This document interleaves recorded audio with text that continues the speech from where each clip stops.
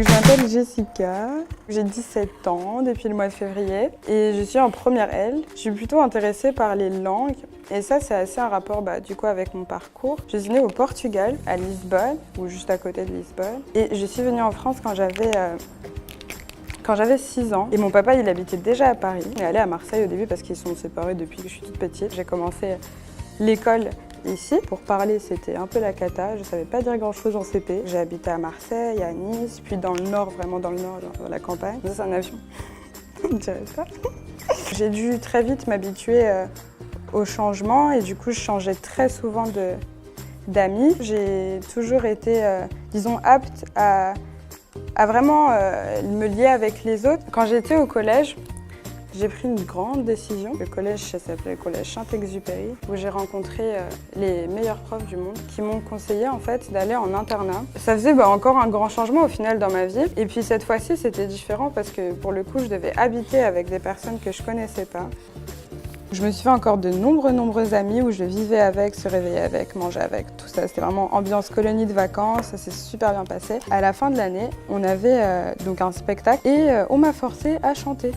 Chanter, c'est ma passion, mais je donne plutôt des concerts sous la douche, donc ça, c'est moi sous la douche.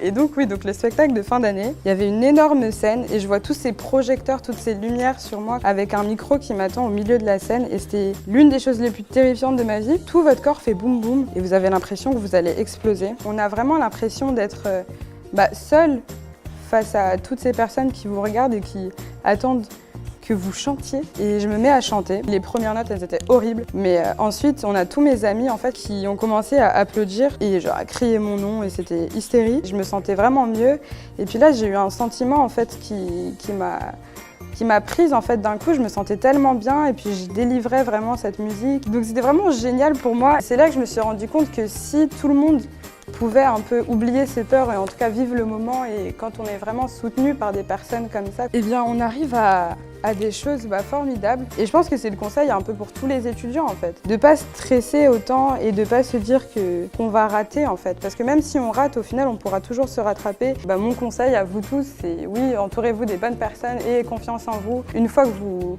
surpassez vos peurs, vous arrivez à des choses juste incroyables et c'est vraiment la chose à ne pas oublier au quotidien quand on fait des choses qui nous font comme ça, qui nous font trembler.